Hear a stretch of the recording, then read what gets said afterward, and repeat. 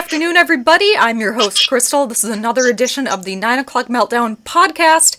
And over Facebook Live, which is actually my very first Facebook Live interview, so thank you. I have two members of the Crow Wings. Hello. Hi, hello. Good to be with you, Crystal, as usual. I always love hanging out and talking with you. All right, excellent. And now, Kat, you've been a member and a founding member of the Crow Wings for a long time now. Rusty, it kind of sounds like you've just joined the band. Is that true? Well, actually, I joined just last year. Okay. It's kind of a funny story. I was just riding my bike in front of this guy's house and seeing him out front playing the guitar, and man, it's kind of history after that, because I have to tell the whole story. So I'm sitting outside with my guitar, right? And Rusty rides on his bicycle in front of the house, and he does a 360. And he comes right up to my door as I'm sitting there, and he goes, "Oh, hey, you play guitar? I play guitar." You know, and I didn't give him much credit. Just some guy off the street comes up and says, "Well, I play guitar." So out of a fluke, Crystal, I was like, "Oh, really?" So I handed him the guitar, and lo and behold, this dude starts playing all this intricate stuff, right? Like solos and pieces from, like solo parts from the Eagles song and all these little cool things. And I was like, okay, so this guy can play. Anyway, we sparked up a conversation, and I was like, well, we don't need another guitar player. It's too bad you don't play bass. And we were like, well, it's only 2 strings less. Maybe you want to hop on the bass and give it a shot. So, and that's how Rusty got started in the band, just riding his bike in front of the house. So it sounds like it was meant to be then. I think so. Awesome. So, Rusty, it sounds like you're a man of many talents. I do like to pride myself on some of my skills. I'd say I'm a jack of all trades and a master of none. What do you tell them when you play all instruments you play? Alright, so when I was 8 years old, I got started out on classical piano lessons. Oh, wow. Okay. After that, I learned the accordion from my great uncle. His name was Louis Finucci. He was really, really phenomenal at playing. And then after that, I kind of just ventured out on my own, and now I play piano, accordion, bass, guitar. Probably play a 12-string. It's about the same. A little bit of drums. Mm-hmm. I think there's a few other instruments I can't really remember. Awesome. Talented guy. So excellent. We're lucky to have him, and we struck up a friendship, and that when you have a good friendship in a musical environment, that creates synergy. Mm-hmm. And a good synergy is something that you want to have in a musical band. It's something it's like that special X factor, that special ingredient that is so elusive, but most musicians really hope to connect with somebody and create that magic. Well, we got lucky, and so we hang out and do stuff outside of the band, but when we get together, we just have a ball, and that sort of spreads out. It's contagious. Wonderful, excellent. And now I kind of snooped around on your Facebook page a little bit. Kat, you sent me some pointers and stuff like that. So Rusty, you joined last year, and you kind of alluded to kind of a different sound from what you were going to before. And now, Kat, yeah. I saw the Crow Rings probably 3 years ago now. You were very kind of psychedelic a little bit, kind of hitting more that avant-garde kind of sound.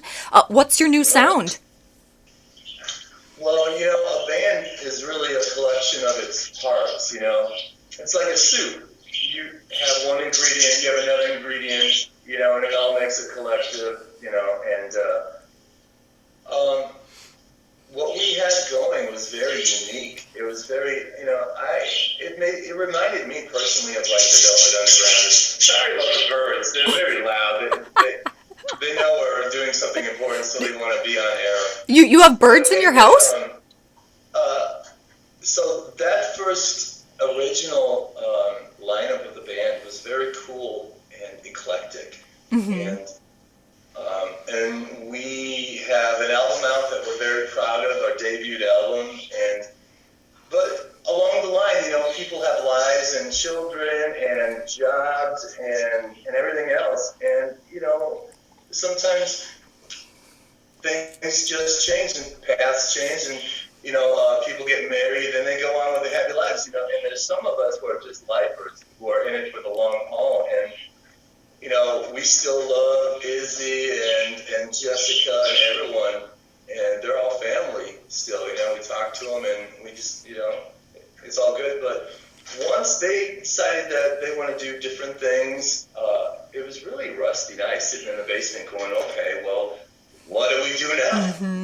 And for a time, we just sort of sat around in my basement. I think it was last winter, right? Yeah, we jammed together just by ourselves for probably 8 months almost. Yeah, sit around jamming blues. This is when the COVID first went down and all this stuff, and so we were kind of isolated. And for a while, you and I even didn't talk for like a month when everything got really heated. With the COVID thing, we were like, everyone was shut down. But so what happened was, we decided let's keep going with the Crow Wings. We've invested so much time and energy into the name, and we love the songs, and we have a tiny core group of fans that seem to appreciate what we do. And so let's keep going with it. Again, my birds. And so what we decided to do was really look, or at least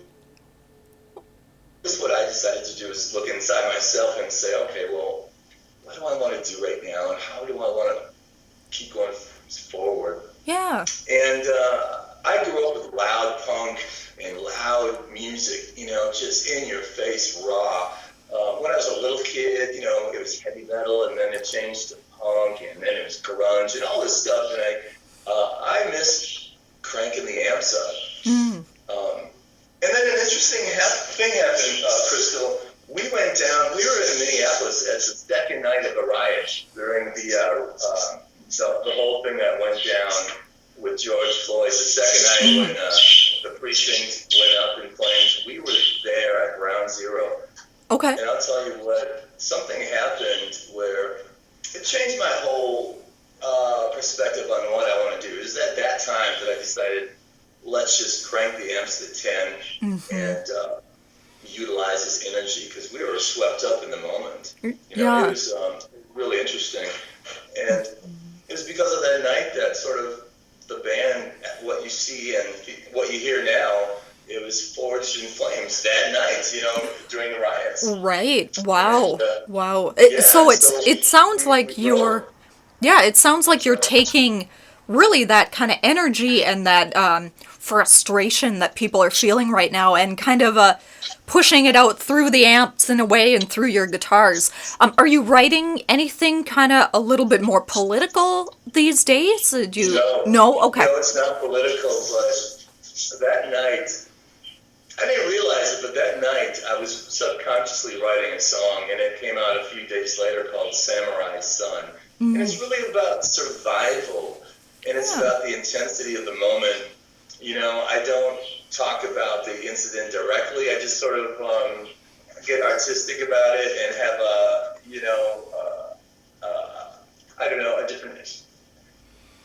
different take on it. But really, if you read the lyrics, it's about survival, it's about fire, it's about all the things that we experienced that night.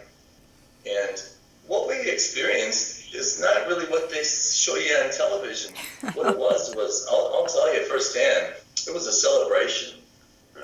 Okay. It was a celebration of, the big bad tyrant finally got taken down by the people for one moment, and it was a celebration, and people were helping one another. Yes, there burning buildings, and yes, there were, people got into the looting part of it, but if you were there in person like we were, it was really kind of a beautiful thing in its own way, but it was life-changing. And so that kind of helped us find a direction for what we want to do with the Crow Wings. Yeah, excellent, excellent. So in this kind of newer album that you guys are putting together, are we going to hear kind of more powerful guitar, more amps kind of cranked, more of kind of that force that is old punk music, if I can go back that far?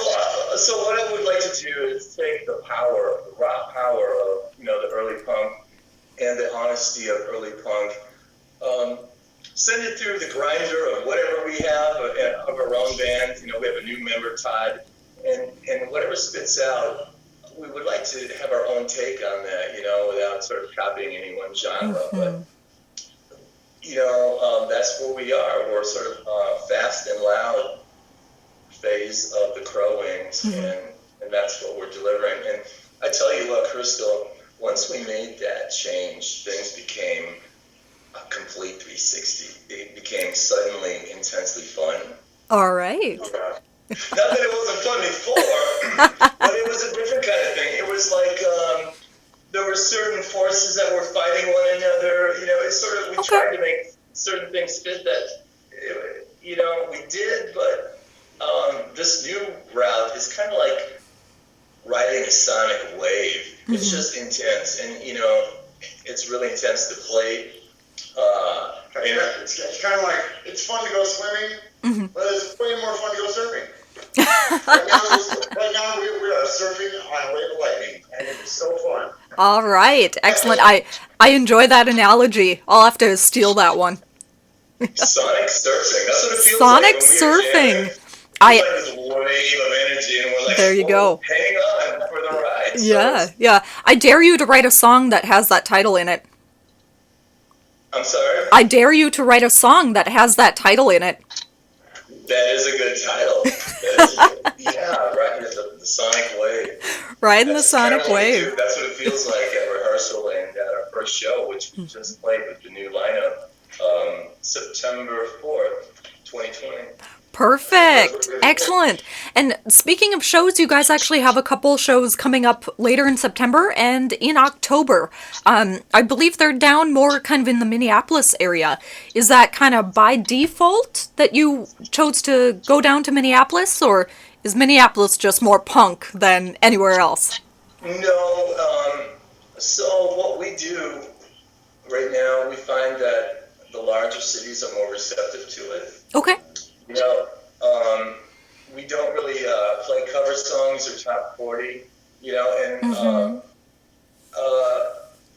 so we find that people are just more receptive to the larger cities. So we wanted to honor the name and the local people by playing our first stop here, and then we ship off to Minneapolis for a couple of dates, and then I believe we're heading into Seattle, down to Dallas, and we're trying to set up some stuff in Brooklyn. We got a friend in Brooklyn who's working on some club dates, some real small clubs.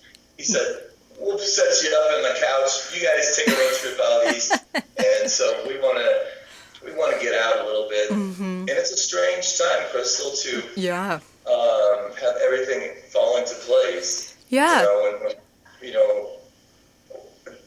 These times we're in at the moment, Yeah. So granted, you guys haven't been playing out for a while now. I mean, nobody really has. I know you've done some Facebook Live stuff. I've popped in, seen that show, which is, you've got a lot of power and a lot of energy behind what you guys do. It's really cool to watch you guys play.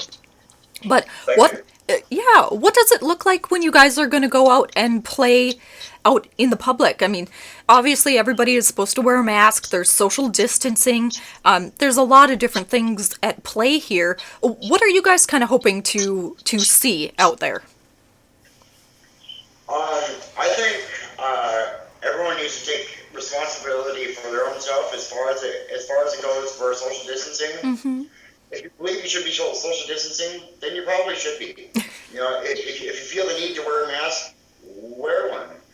But don't go into a place where everyone's wearing a mask without one.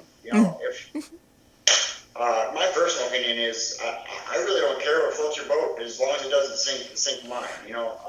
I think the general public needs to take care of themselves. We'll provide the show, but it's up to them to stay 6 feet or wear their mask or whatever. We'd like them to practice safety. We'd like everyone to be happy and safe and just provide good, clean fun.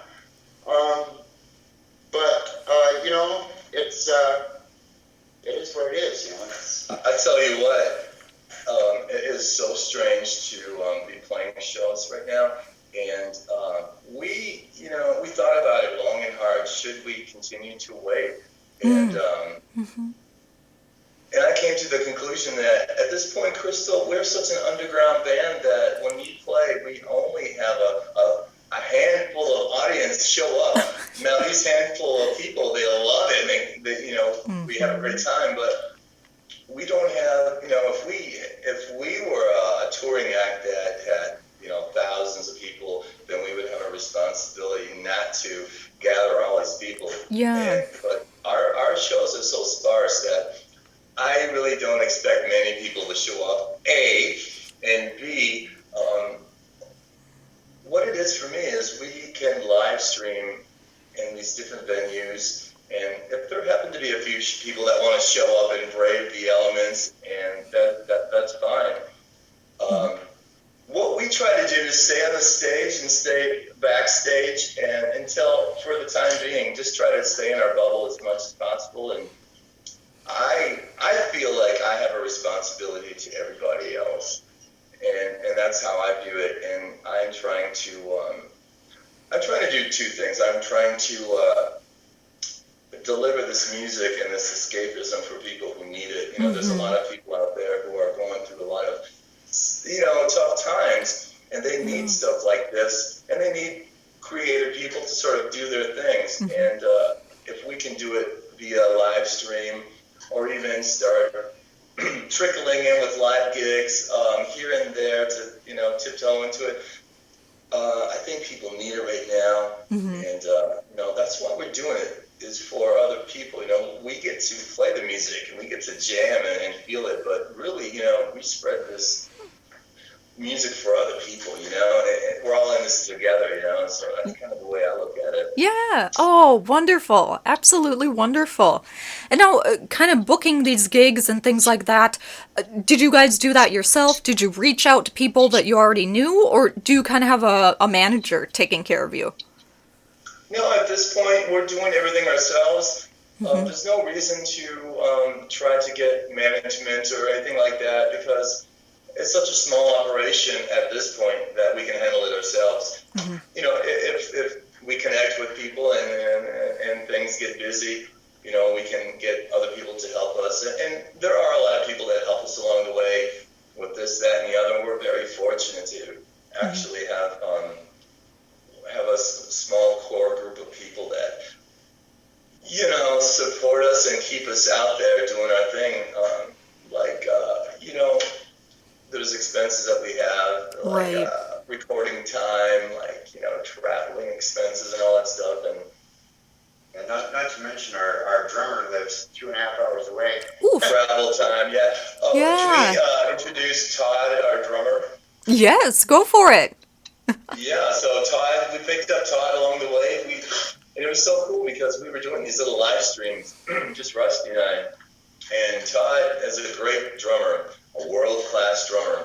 And he was sitting around, not doing much, watching our live streams and going, God, these guys are actually not bad. And, the next week we'd do another one and he'd be like, oh, they've gotten better, okay. And eventually he reached out and said, hey, I think I can do one better than your drum machine. And so he came out. I live a couple hours out of Minneapolis, and he drove, and we had, from the first notes, from the first instant, it was off the charts, what it is right now. We never had a learning curve or any kind of thing like that with Todd. From the very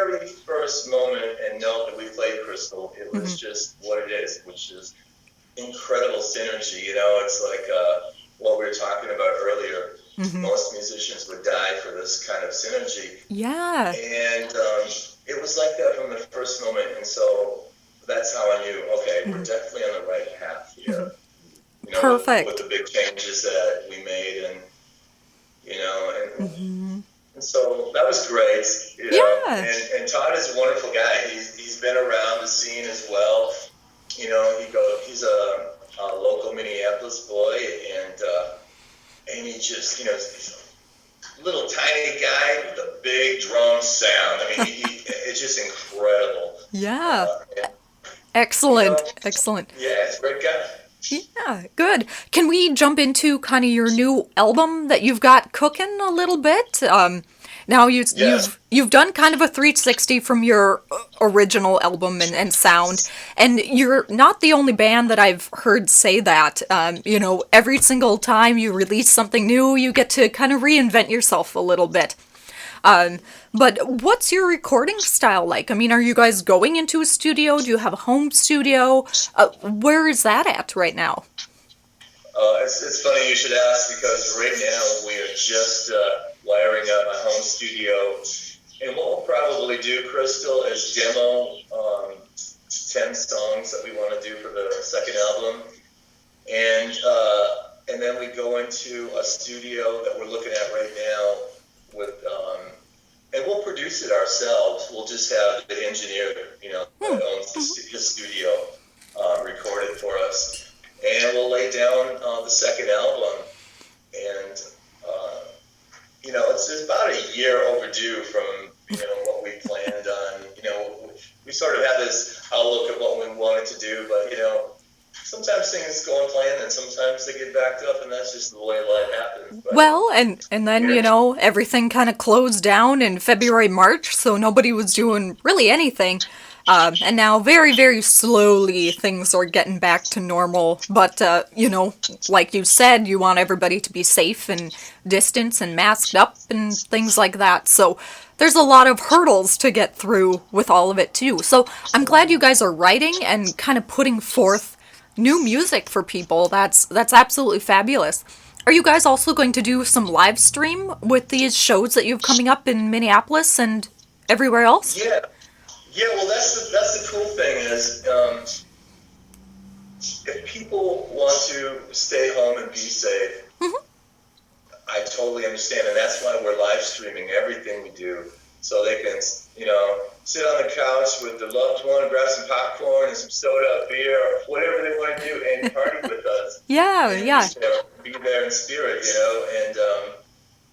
and that's another great way of reaching out and communicating with people, and because this is for them, the music is for them. We get to write it, like I said, but it's really for everybody else. We just deliver the music. Right. And now, Kat, you and I have spoken off and on. I've had you on the show before. Your musical talent goes way back. I mean, to when you were a teenager and kind of listening to that hard rock music, the punk music. You told me about how you came up with your name in your friend's garage when you were playing. So your music goes kind of far back. Rusty, it sounds like your music goes back even further. I mean, taking classic piano lessons? My goodness. And now you're a bass player in a rock band. Well, like I said, I took classical piano lessons when I was like 8 years old. And at some point in my time, I decided that I didn't really want to pursue the classical genre. It's not that I didn't like it. It wasn't my style. I wanted to rock and roll, and it seemed like more fun to me. Yeah. So after the piano and after the accordion, I tried talking my stepmom into guitar lessons. She wasn't going to have it because, she thinks rock and roll is of the devil. Oh, so okay. And Rusty, why don't you tell the story about Rusty went from being a 17-year-old farm kid basically to running off, joining the carnival. The carnival. What? The fair. That's how his life started. Not to be confused with the circus. There are animals that they're just more human-like. Okay. So yeah, when I was 17, I got frustrated with the people who thought rock and roll was the devil, and I ran away and joined the carnival. That's where I started picking up guitar. I started getting decent at it. Being a carny. Yeah. Uh-huh.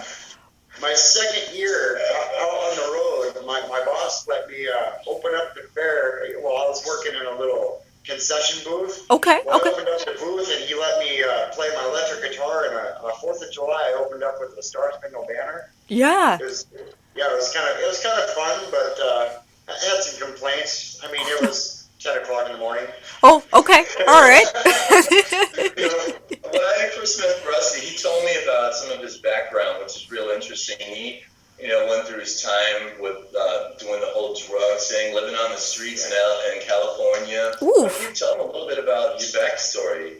Well, after the carnival, I left the carnival and what was just kind of a vagabond, When I Yeah. joined the carnival, I was instantly the black sheep of my family. Oh. And I had no desire to go back to that, but I had no education in the lifestyle that I was pursuing. I wasn't even really sure what kind of lifestyle I was pursuing, so I kind of set out on what I would guess, for a lack of a better term, like a spirit quest. Okay. Okay. And I ended up being homeless for close to 9 years. I was playing Whoa. guitar on the side of a sidewalk, just learning cover songs and playing for money. Surviving busking. Yeah. Wow. And I did that for about 9 years, and Where? yeah, this is Southern California, Oceanside, California. Oh, That well. was my home base, but I traveled all around. Yeah. Yeah. Um, I bet the view was nice. Trains. He was actually a hobo. yeah, You hopped got trains? on a train, hitchhiking, whatever it took. Oh my goodness. Riding with truckers or whoever could get me from San Diego to Oceanside. Wow. Wow. I know. Wow. It's got an interesting tale, right? Yeah, I'll say. Oh my goodness. Wow. Yeah. I mean, that's all I can say. So okay. So just to do a quick recap. So lived on a farm. It sounds kind of more like a conservative kind of place. Had enough of that. Bounced. Went and became a carny. Did that for a little bit. Then completely jumped ship. You were homeless for almost a decade, it sounds like. Kind of made it busking, hopping trains, hitchhiking, things like that. What kind of shaped your time being homeless? I mean, you said it was kind of more of a soul quest, but has that time really shaped how you view the world? I wouldn't trade those years for all the money in the world. Okay. I also, well, there's two reasons for that. When I was homeless, I met some of the most genuine people in my life. Some of these guys, that they had nothing, but if they had anything, they'd be willing to give it to you.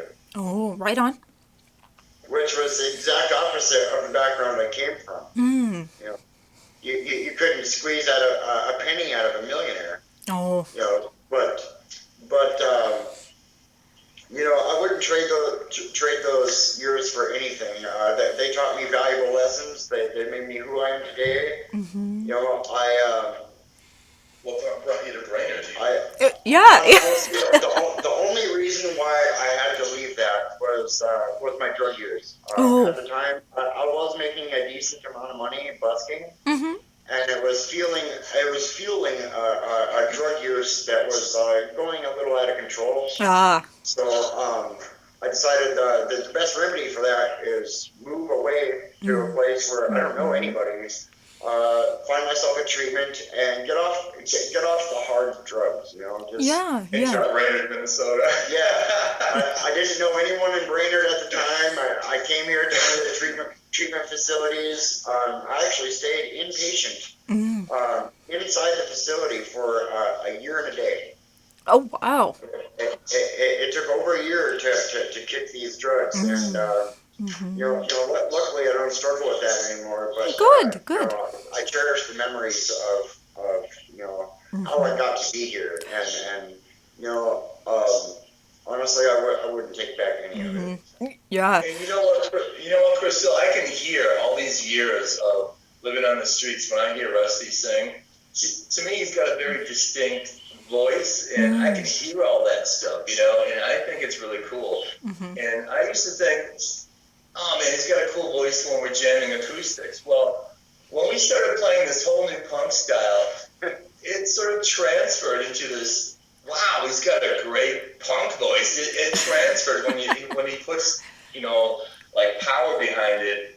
It becomes a real character voice, and so there's a yin and a yang with our thing going on, which is fun.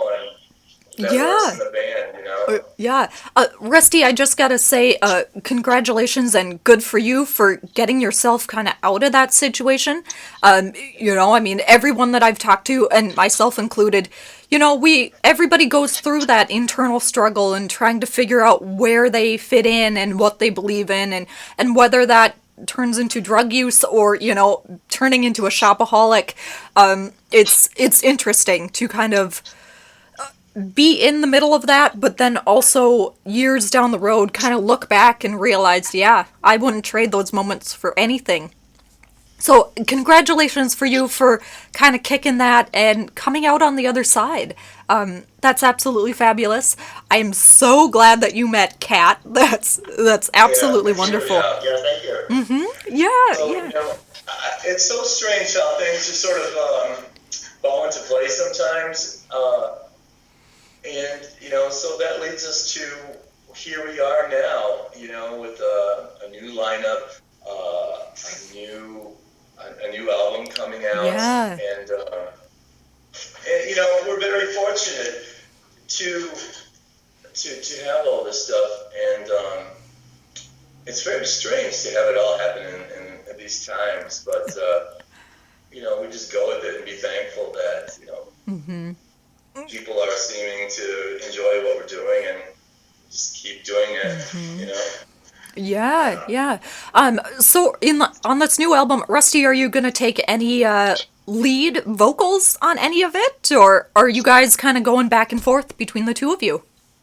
I think we're kind of going to be going back and forth. He has songs that he sings. I have a couple of songs that I sing. I sing a couple of covers, but Okay. there's an original or two that I sing. Nice. All right. Excellent. Well, I can't wait. I'm really excited. Do you have a set date for your new album to be out by? Or are you just kind of playing it by ear? We don't have a set date. I want to have it available for download. I'm hoping, sometime just after Christmas. Okay. Is what I'm looking at.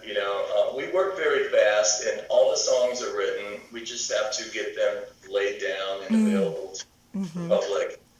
And we've wrestled with how to roll this second album out. Shall we do it one song at a time and put it on Spotify, iTunes, or shall we do it old school as a collective, album, so to speak, and do it all together? So I think we come to the conclusion, let's just do it all at once, let's record it all at once and put it out, and for people who want to buy a song at a time, they can do that, and for people who want to own a physical copy, like a vinyl or even a compact disc for their collection, Right. that will be available too, Yeah. I'm a vinyl collector, so I want a copy in my collection as well. There you go. And let's pause a moment here and kind of talk about that a little bit. I'm curious. Kat, you are a little older than me. However, I still remember the vinyl, the CDs, having stacks, ceiling high of CDs and stuff like that. And then I remember kind of the MP3 and that rolling out. And now all of a sudden, MP3 is what it is now. It's all digital download. It's all instant gratification. Have you kind of noticed a big swing in that way? I mean, has that helped you reach people with your music, or are you still kind of hanging on to the vinyl? Of course, of course.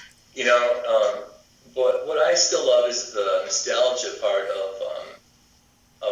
being able to hold a physical copy. It's like a piece of art to me, you know. I do both, you know. I stream music and I collect music on different formats that, you know, there's some things that you can't get, Crystal, on, you know, the live streams. Like some things that were released on, say, 78 format, the old original. There's a lot of stuff you can't find, right? So I will collect these hard-to-find music that I just love and adore, and that's the only way I can really listen to them. And, you know, what I find is really interesting is, you know, I see people going back to cassettes now. The bands that are hitting the scenes are making homemade cassettes, you know, just for fun, just for the hell of it, you know, and they'll include their download card inside, but they'll put together these homemade cassette things. I think that's adorable. That's just fun, you know. That is very cute. You know, want to know what? That takes me back. I mean, way back. Like, I made you a mixtape of love songs. Can I tell you something? Yes, of course. I'll tell you a little personal secret. We both have a common friend, Aaron. Yes, Aaron Tank. For a while, I had the pleasure of having Aaron jam with the Crow Wings and do some shows with us. But Aaron and I, in fact, he was just here the other day at my house. Aaron and I have a little thing we do. We trade cassettes back and forth because one of Aaron's vehicles still has a cassette player. So I will make him these mixtapes. Yeah. On cassette, and I'll mail it to him. You know, I'll do, you know, quirky little artwork, and, you know, put it in the sleeve, the J card, and I'll send him every now and again a surprise where he can play in his card. All these weird songs that he may or may have not ever heard before. Yeah. And I love to introduce new songs. So I still make mixtapes. Yeah, I just started for Aaron. Wonderful, absolutely wonderful. And to that point, I have noticed, I don't know if it's a nostalgia thing or what, but the mass populace is kind of buying tapes and gravitating more towards tapes, which, you know, they do have a warmer sound than a CD and an MP3, but honestly, I think the vinyl is where it's at. I mean, to really capture that live sound, it's all vinyl all day long for me, but well, on that point, I'll tell you what, if, like me, I have a very nice turntable. If you have a decent turntable and a decent set of speakers, there is just no comparison with music streaming out of a phone. Oh, saying, definitely. The warmth and bass and low end of a vinyl on a decent system. Yes. And so here at my house, I shake the entire house with a massive system, you know, and I just love it. And I play everything from opera, you know, to heavy metal, to you name it, to, you know, everything under the sun, reggae, all genres are played here. Perfect. Excellent. Rusty, how about you? Are you more in favor of the vinyl, the cassette, or the MP3 now? But vinyls, I've always got a soft spot in my heart for vinyls. I love vinyls. For me, it's either, my preference would either be vinyls or MP3. Vinyls, just because there's something magical about vinyls. Yeah. Like you guys were just talking about, but MP3s are good to me just because of accessibility and their overall quality. And it's a lot easier to share an MP3 than vinyl. Yes, you could say that again. Oh my goodness. Half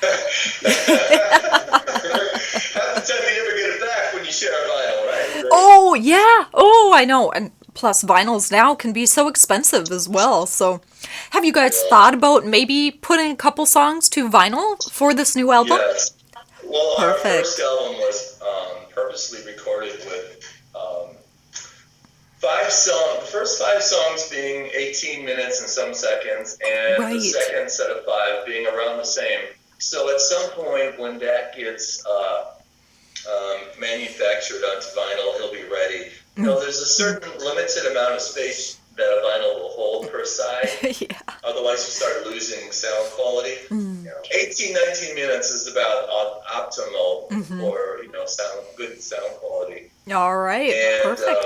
and I think that's what we're going to do with the second album as well. Just sort of time it out, so when it comes time to say go to the to have pressings made of a vinyl copy, then it'll be ready to go for that. Awesome. Excellent, guys. Excellent. Do you have anything up on like Bandcamp or your Facebook page where people can kind of listen to your new heavier sound? So right now we are just doing stuff on Facebook, right? We're just on Facebook. We have 1 or 2 videos on YouTube, but nothing serious yet. Okay. So you can watch us do our live stream shows on our Facebook, and that's about it for now until the second album comes out, and we'll be dropping songs here and there as we get recording. And Okay. All right. what we are going to do for this first song, Samurai Sun, is record our first video, and have fun with that. We're going to do some silly chase scenes and do some kind of Charlie Chaplin-esque scenes. Okay. I love comedy. And, I think if we can blend comedy with the intensity of the song, that should be fun to watch, somewhat entertaining, All right. Guys, now I can't wait. You're going to make me wait, aren't you? You're not filming it today. Not too long, right around Christmas. Oh, come on, man. We'll be hard at work, though. That's what I can All say. right. Excellent, excellent. Rusty, Kat, thank you both so much for taking time out of your day to talk with me and the wider world out there. This is my first Facebook Live interview. Thank you so much for breaking the ice for me with this one. All right. And yes, I wish you guys the best of luck with your new album, your sound, everything else. Kat, it sounds like you have some housework going on as well. Freshly painted walls. This wall right here is going to be a nice, beautiful color, and maybe next time down the future, right around Christmas, we can meet again, and Yes. I'll have an album for you to look Right. at in a different color wall. Ooh, what color is it going to be? Well, it's kind of how do I explain it? It's like a burnt mustard yellow. Oh, okay. Yeah, with black ceiling. Oh, I just gave it away. It was supposed to be a surprise, but Oh, I think my girlfriend will still be surprised. She's out of town, and when she comes back, I'm hoping to have this place nice and beautiful. oh, there you go. Interesting. Interesting color choice. I don't think I've ever heard anybody say burnt mustard yellow before. Yeah, it's mustard yellow, but it's slightly dark. Okay. All right. I got it from an antique. I just took the antique to the hardware and said, "Can you make this color?" And they did. Yeah. Oh, perfect. Well, there you go. All right. Excellent. Thank you both so much. Rusty, thank you so much for sharing your life experiences with us. Best of luck with the Crow Wings and your upcoming shows. We'll definitely be Facebook streaming you guys left and right. So thank you so much. Have a great day, you guys. All right.